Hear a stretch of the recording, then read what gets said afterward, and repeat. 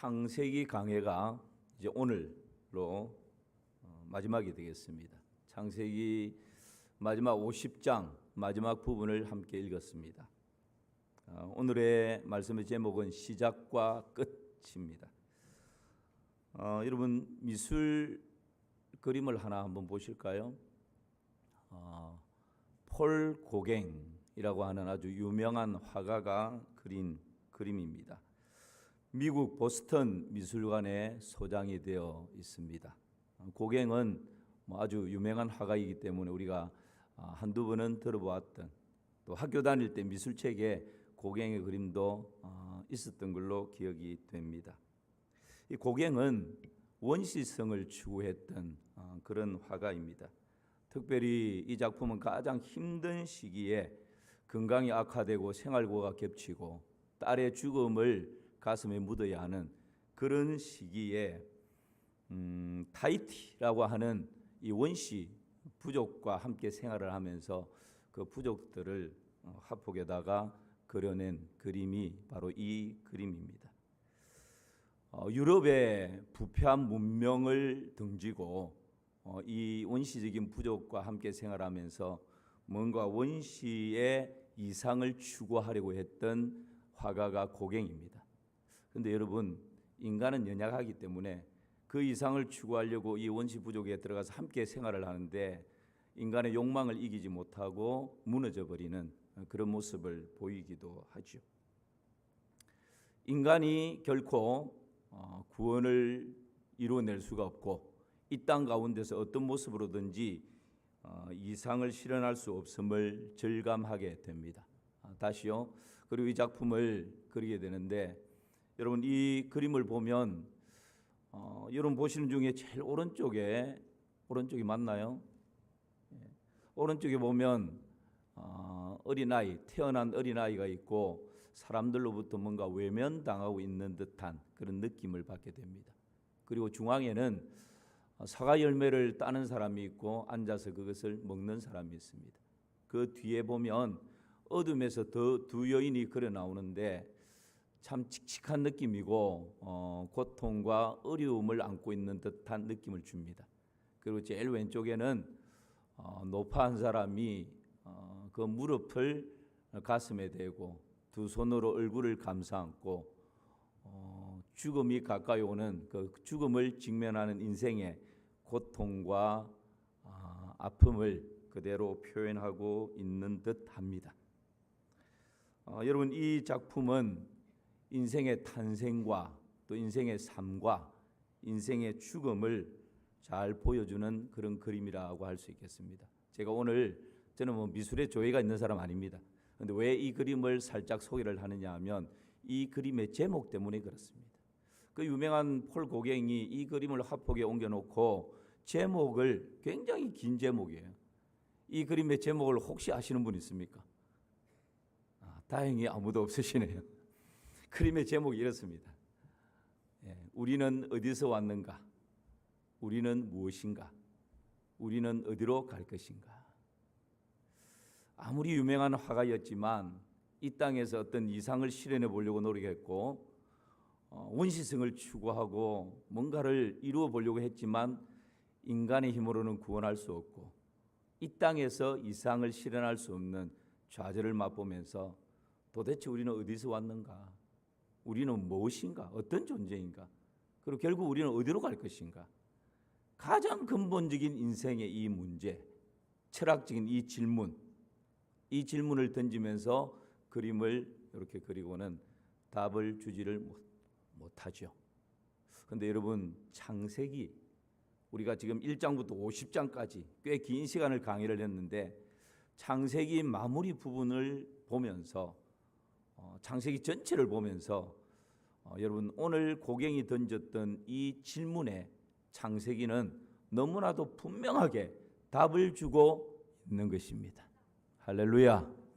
그래서 하나님의 말씀이 진리인 줄을 믿습니다. 하나님의 말씀이 인생의 모든 질문에 답이 되는 줄을 믿습니다. 창세기는 모든 것의 기원, 즉 시작을 알려줍니다. 창세기 1장 1장이 어떻게 시작하죠? 태초에 하나님이 천지를 창조하시니라. 창세기 50장 마지막 끝이 어떻게 끝맺음을 하죠? 애굽에서 입관하였더라. 다시 말하면 창세기 전체가 모든 것의 시작을 말하고 있고 모든 것의 끝을 보여주고 있는 것입니다. 사람은 어디서 왔는가? 그리고 이 사람은 어디로 갈 것인가? 그렇다면 이 땅에 살아가는 어쩌면 길 수도 있지만 어쩌면 너무나도 짧은 이 인생, 나는 무엇을 위해 살 것인가? 여기에 대한 분명한 답이 창세기에 다 녹여져 있는 것이죠. 오늘 이 예배를 통해서 거기에 대한 분명한 답을 지식적으로 알고 있을 뿐만 아니라 우리의 삶 가운데 그 답을 추구하는 그런 복된 삶을 살아가시기를 주님의 이름으로 축원합니다. 창세기가 우리에게 주는 교훈, 첫 번째는 사람은 어디에서 왔는가 하는 것입니다. 창세기 1장 1절, 창세기 첫 강해 때에 함께 나누었죠. 같이 한번 읽어봅니다. 시작. 태초에 하나님이 천지를 창조하시니라. 이것을 히브리어로는 이렇게 보여주고 있습니다. 같이 한번 히브리어를 읽어볼까요? 시작. 베레시트 바라 엘로힘 엣 하샤마임 벳 하레치. 여러분 잘 읽으셨죠? 우리가 읽는 것처럼 왼쪽에서 오른쪽으로 읽으면 안 됩니다. 히브리어는 반대로 읽어야 됩니다. 그러니까 오른쪽에서 왼쪽으로 읽어야 됩니다. 여러분 그렇게 읽으셨죠? 그렇게 읽으신 줄 믿습니다. 창세기 1장 1절에 태초에 하나님이 뭘 창조했다고요? 천지를 창조했다. 이 바라라고 하는 것은 어떤 있는 재료를 가지고 뭘 만드는 것을 말하는 것이 아닙니다. 아무것도 없는 무에서 유를 창조할 때 쓰는 단어가 히브리어 바라라는 것입니다. 하나님께서는 태초에 아무것도 없는 가운데에서 무에서 유를 창조하신 창조주 하나님이십니다. 그러니까 모든 만물은 하나님께로부터 모든 것이 시작이 된 것입니다. 여기서 말하는 태초에라고 하는 이 말, 베레시트라고 하는 이 말이 영어로는 제네시스입니다. 여러분 혹시 제네시스 자동차를 승용차를 타고 다니시는 분 계시죠? 이 승용차 제네시스가 바로 창세기 태초에 베레시트라고 하는 여기서 나온 것이에요. 기원, 시작, 생성 뭐 이런 의미입니다. 모든 것의 출발이고 시작이다 이런 뜻이죠. 제네시스. 창세기는 만물의 시작을 알려줍니다. 세상의 시작을 알려줍니다. 사람이 어떻게 시작되었는지를 알려주고요. 죄가 어떻게 시작되었는지 알려주고 그 죄에서 어떻게 구원받을 수 있는지를 알려줍니다. 모든 것에 대해서 시작을 알려주는 것이 바로 이 창세기, 제네시스, 바로 이 성경입니다. 자, 그러면 오늘 우리가 사람에 대해서 그럼 사람은 도대체 어디에서 시작되었는가? 어디에서 왔는가? 사람을 중점으로 같이 살펴보려고 합니다. 여러분 사람은 어디에서 왔습니까? 창세기 2장 7절 말씀 같이 한번 보실까요? 시작. 여호와 하나님이 이 땅에 흙으로 사람을 지으시고 생기를 그 코에 불어넣으시니 사람이 생명이 되니라. 여러분 사람은 우연의 산물이 아닙니다. 진화된 존재가 아닙니다. 우리는 단군 신화를 공부했기 때문에 사람이 어떻게 시작되었는가? 곰이 쑥과 마늘을 동굴에서 100일 동안 먹었더니 사람이 되었더라. 여인이 되었고 그 여인이 환웅과 결혼을 해서 후손들을 번성케 했다. 뭐 이런 단군 신화. 여러분 우리는 곰에서 시작된 존재가 아닙니다. 창세기에서는 하나님께서는 사람이 어떻게 이 땅에 존재하게 됐는지, 어떻게 시작됐는지 거기에 대한 분명한 답을 주고 계신 것입니다. 그게 뭡니까? 전능하신 하나님께서 흙으로 우리 사람의 이 눈에 보이는 육체를 친히 지으셨다고. 그리고 그 코에 하나님께서 하나님의 영, 하나님의 생기를 불어 넣으신 것입니다. 그래서 생명이 되었다. 생명이 되었다라고 하는 이 말은 말하는 영이 되었다라는 것입니다. 그래서 사람은 동물이나 식물이나 이 피조물과는 비교할 수 없는 하나님을 닮은 하나님의 형상을 따라 지음받은 보배롭고 존귀한 존재로 이 땅에 살게 된 것입니다. 이것이 여러분 사람의 시작입니다. 영적인 존재, 하나님을 닮은 존재. 그 사람과 어떤 피조물과도 비교할 수 없는 존재. 이것이 여러분 하나님으로부터 시작되어진 우리 사람의 출발이고 사람의 존재인 것이지. 사람이 어디에서 왔는가? 여기에 대해서 오답을 가지고 있으면 그 사람은 오답 인생을 한평생 살아갈 수밖에 없습니다. 그런데 사람이 어디에서 왔는가? 여기에 대해서 분명한 정답을 가지고 있는 사람은 정답 인생을 살아가게 되는 것입니다. 여러분에게 묻습니다. 우리 사람은, 우리 사람이라고 하지 맙시다. 나는 어디에서 왔습니까? 네. 제가 열심히 설명했는데 확신 있게 답을 주셔야지. 다시. 나는 어디에서 왔습니까? 네. 하나님께로부터 왔습니다. 확실합니까? 여러분이 스스로 다시 한번 답하십시오. 하나님 앞에 믿음으로 고백하십시오. 제가 다시 묻습니다. 나는 어디서부터 왔습니까? 그렇습니다. 하나님께로부터 왔습니다. 원숭이로부터 온 것도 아니고 곰으로부터 온 것도 아니고 우연으로부터 온 것도 아니고 나는 하나님으로부터 온 보배롭고 존귀한 존재입니다. 이것이 여러분 답입니다. 이 답을 가져야 나를 존중히 여길 수 있고 내 삶을 아름답게 가꾸어 갈 수가 있는 것입니다. 여기에 대한 오답을 가지고 있으면 내 인생을 마음대로 던져버릴 수 있는 위험을 가지고 있는 것이지. 두 번째는 사람은 어디로 가는가 하는 것입니다. 사람이 하나님으로부터 왔는데 이 땅에 하나님 주신 생애가 끝나고 나면 사람은 어디로 가는가? 창세기 50장 오늘 본문의 26절 한번 보실까요? 시작. 요셉이 110세의 죽음에 그들이 그의 몸에 향재료를 넣고 애굽에서 입관하였더라. 사람은 죽습니다. 한 번 죽는 것은 정하신 이치이기에 하나님이 정해놓으신 이치이기에 이 이치를 거스를 수 있는 사람은 아무도 없습니다. 요셉 당대에 애굽의 총리로서 바로왕이 있었지만 모든 권력이 요셉의 손안에 다 있었습니다. 그랬던 요셉도 110세에 죽었습니다. 비전과 꿈을 가진 요셉이었지만 그도 죽었습니다. 총리로서의 권력을 손아귀에 쥐고 마음대로 휘둘렀지만 그 또한 죽었습니다. 믿음이 좋은 탁월한 지도자였지만 그 지도자 요셉도 죽었습니다. 왜냐하면 사람이 한 번 죽는 것은 하나님이 정해놓으신 이치이기 때문에 사람의 권력으로, 미모로, 돈으로, 힘으로, 지혜로, 지식으로 그 어떤 것으로도 하나님 정해놓으신 이치를 거스를 수가 없는 것입니다. 그렇다면 죽음 이후는 어떻게 되는 것입니까? 죽음으로 모든 것이 끝나는 것입니까? 여기에 아주 중요한 여러분 답을 분명히 가지고 있어야 됩니다. 세상 사람들은 죽으면 다 끝이지. 그래서 여러분 유명한 연예인들도 스캔들에 시달리고 악플에 시달리면 그냥 목숨을 끊어버립니다. 그걸로 모든 끝난다 생각하니까. 여러분 이 땅에 살아가다가 크고 작은 어려움과 고난을 만나면 그것을 극복해낼 수 있는 힘이 없으면 그냥 목숨을 끊어버려요.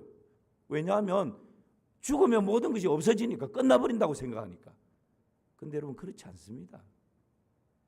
이 땅의 7, 80년의 생애는 아침 안개와 같이 잠시 있다가 사라지는 인생이지만 오히려 죽음 이후가 영원한 삶이 펼쳐지는 것입니다.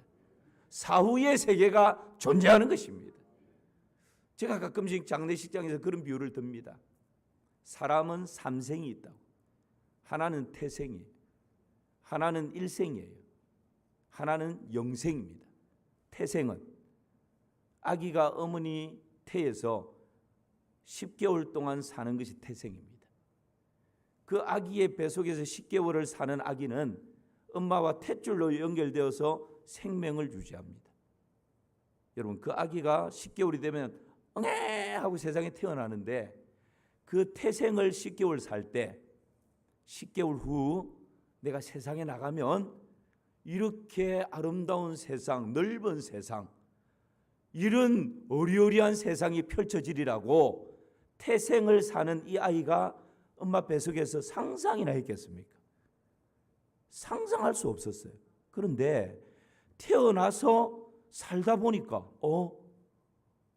내 계절이 있네, 하늘이 있네, 바다가 있네, 어마어마한 세계를 경험하게 되는 것입니다.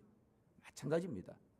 육신을 입고 있는 우리 이 부족한 인생이 이 땅에 70년 혹은 80년을 살면서 하나님께서는 끊임없이 이 땅의 삶은 아침 이슬과 같고 안개와 같고 그 이후에 영생의 삶이 펼쳐진다.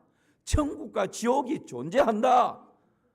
넷세에 대해서 아무리 이야기를 하고 아무리 설명을 한들 여러분, 이 땅에 집착해서 사는 사람은 죽음 이후의 세계에 대해서 귀를 막아버리는 것입니다. 눈을 닫아버리는 것입니다. 그러니까 볼 수가 없죠. 믿을 수가 없는 것이죠. 그러나 분명한 것은 태생으로 살 때 일생을 알지도 못했고 믿지도 못했지만 태어나서 보니까 일생이 펼쳐진 것처럼 우리 일생이 끝나면 넷세를 믿든 믿지 않든 하나님께서는 영원한 넷세를 준비하고 계신다는 것입니다. 여러분, 이 사실을 믿어진다는 것, 믿고 생활한다는 것이 복 중에 복인 줄을 믿습니다. 우리에게 여러분 이 은혜가 주어져 있다는 게 얼마나 감격입니까? 여러분 꼭 기억하십시오. 이 땅의 일생으로 모든 것이 끝나는 것이 아니라는 것. 죽음은 잠시 지나가는 관문이지만 그 이후에 영생의 삶이 펼쳐지는 것입니다. 이 땅에 사는 동안 예수님을 믿지 않은 사람은 죄송하지만 지옥에서 영원히 고통받으면서 사는 것입니다. 둘째 사망이죠. 심판이죠. 저주입니다. 그러나 이 땅에 7, 80년을 살면서 예수 그리스도를 구주와 주로 영접해서 하나님 자녀된 사람은 천국에서 하나님의 나라에서 하나님의 품에 안겨서 참된 쉼과 안식을 누리며 영원히 사는 것입니다. 이것이 여러분 넷세의 삶인 것이죠. 창세기 50장 25절 말씀 한번 보십시오. 시작. 요셉이 또 이스라엘 자손에게 맹세시켜 이르기를 하나님이 반드시 당신들을 돌보시리니 당신들은 여기서 내 해골을 메고 올라가겠다 하라 하였더라. 나중에 요셉은 자신의 해골을 가나안 땅으로 메고 올라가라고. 여러분 총리의 장례식이니까 얼마나 화려했겠습니까? 또 그 무덤은 얼마나 어리어리했겠습니까? 아마 바로왕 다음으로 큰 무덤 아니겠습니까? 그런데 요셉은 내가 죽어서 이 이방 땅 애굽에 묻혀 있을 존재가 아니다. 아무리 무덤이 화려하고 크고 비석이 어리어리하게 세워져 있어도 피라밋 같은 무덤을 만들어 놨다 할지라도 이 땅에 나는 거기에 소망이 있는 것이 아니다. 내 해골을 다 파서 하나님이 출애굽시킬 텐데 믿음으로 바라본 것이죠. 그때 내 이 해골을 파서 약속의 땅 가나안으로 가져가라고.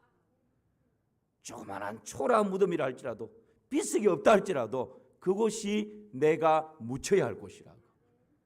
여러분 지금 요셉의 이 유언은 우리 모든 인생이 이 땅에서 국립묘지에 묻히든지 성산에 의리의리하게 무덤을 만들든지 그것이 중요한 것이 아닙니다. 그것은 형식적인 것입니다. 이 땅에 예수 그리스도를 구주와 주로 믿어서 넷세를 확보하는 것, 천국을 내 소유로 만드는 것. 그래서 여러분 이 땅에 죽음 이후에 한 줌의 먼지로 돌아가고 흙으로 돌아가고 어떤 사람은 그냥 뿌려져서 흔적도 없지만 우리의 영혼은 하나님 나라에서 하나님과 영생의 삶을 누리게 되는 것입니다.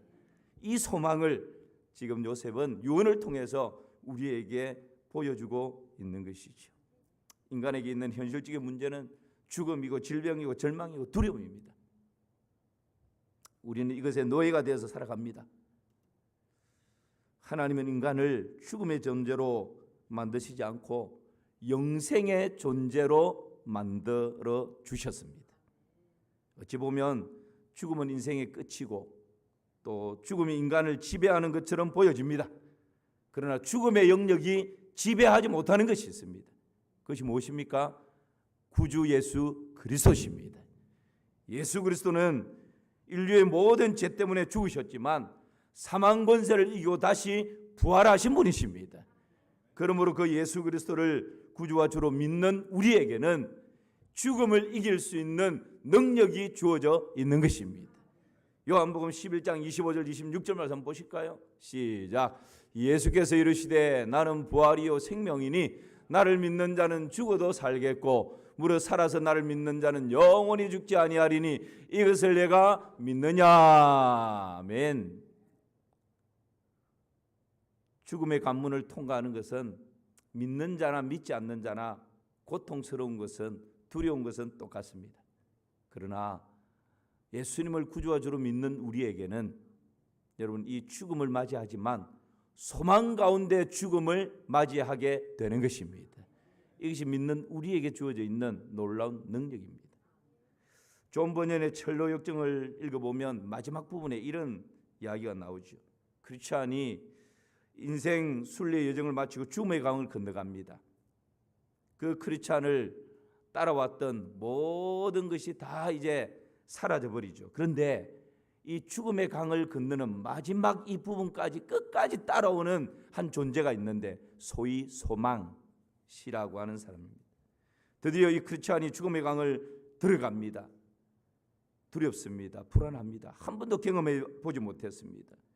이 강을 건너면서 얼마나 두렵고 얼마나 불안했던지 죽음의 강을 건너가면서 여러분 불안해하고 두려워하는 이 순례자를 향해서 소망 끝까지 따라왔던 한 사람 이 소망씨가 뒤에서 고함을 치면서 소리를 지르지 않습니까? 뭐라고 소리를 지릅니까?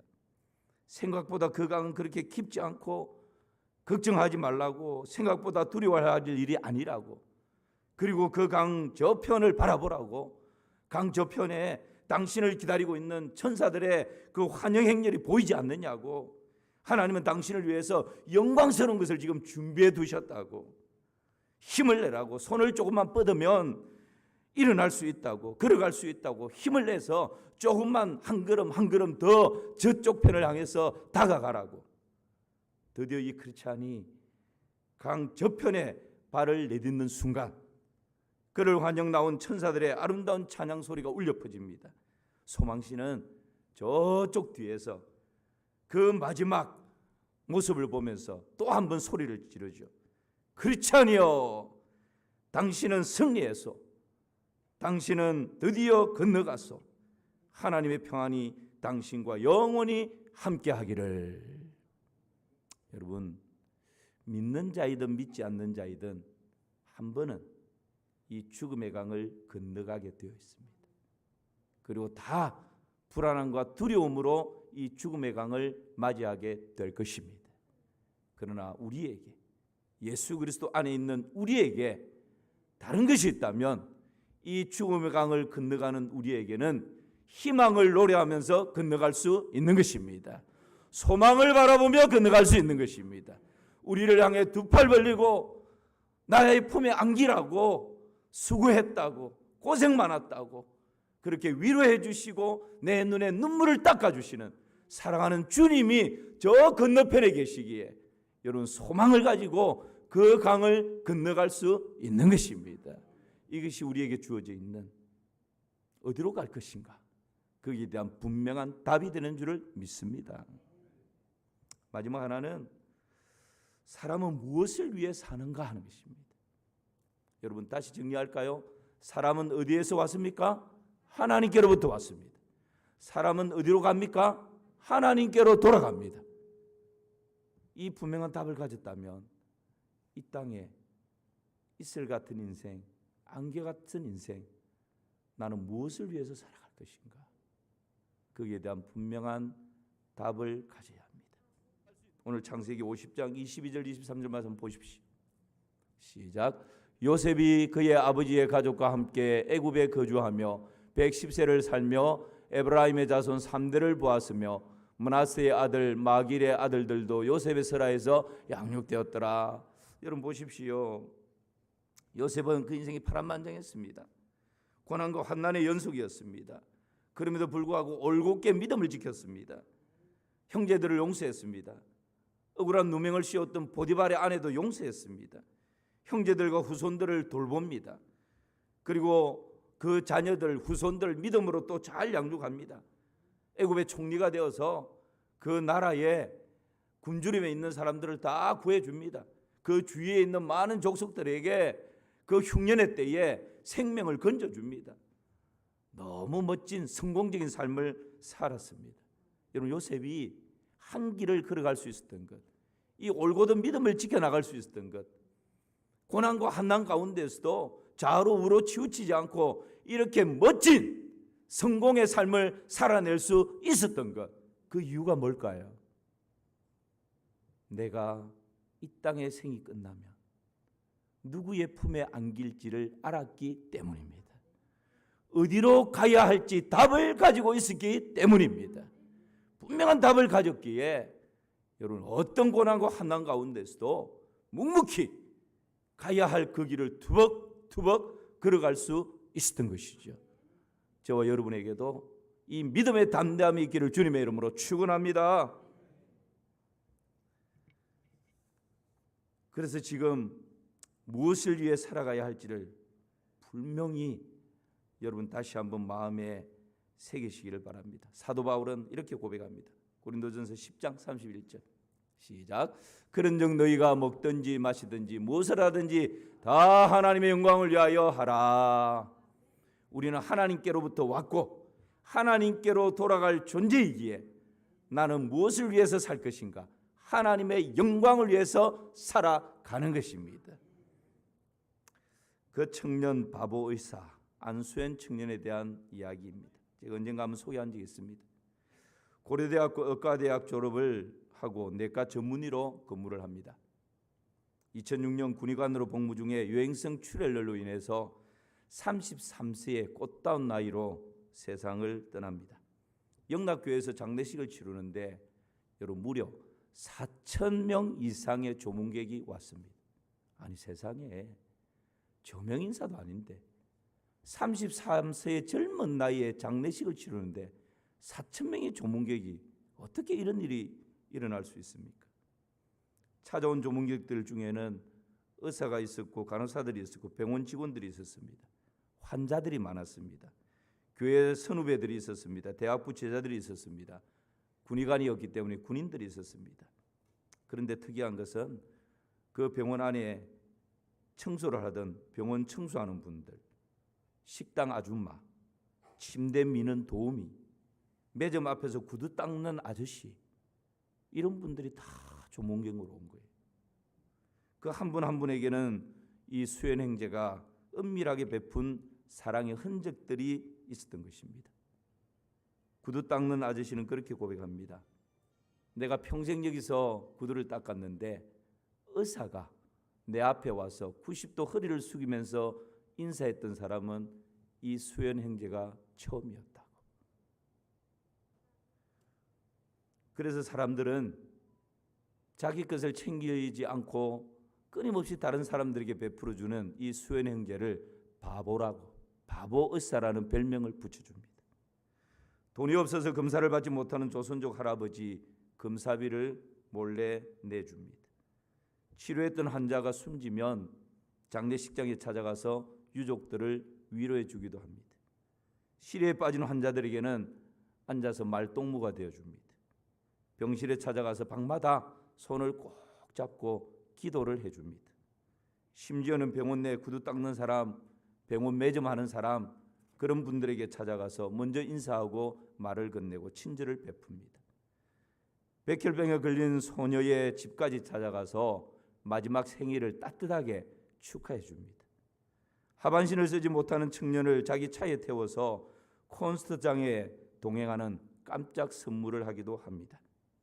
집에만 누워있는 어린 환자를 찾아가서 책을 읽어주기도 합니다. 그렇게 늘 사랑을 베풀었던 안수엔 의사, 그는 우리 그리스도인을 사람 몸의 혈관에 비유하면서 이런 말을 남깁니다. 그리스도인은 의학적으로 혈관이다. 하나님의 능력과 은혜가 그리스도인을 통해 흐르기 때문이다. 혈관인 그리스도인이 더 많이 나누고 베풀수록 더 많은 생명의 피가 흐르게 된다. 33년의 꽃단 나이로 이 땅을 끝냈지만 여러분, 이 바보 의사가 남기고 간 그 사랑의 흔적은 두고 30배, 60배, 100배의 아름다운 열매를 지금도 맺혀가고 있는 것입니다. 시편 90편 10절 12절에서는 우리에게 이렇게 말씀합니다. 시작.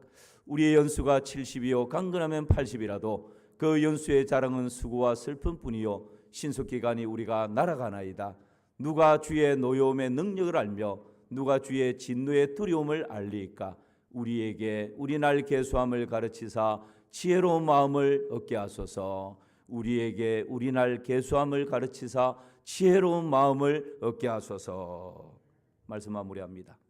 우리 사람은 어디에서 왔습니까? 하나님께로부터 왔습니다. 이 땅의 생이 끝나면 우리는 어디로 가야 할 존재입니까? 하나님께로 돌아갈 것입니다.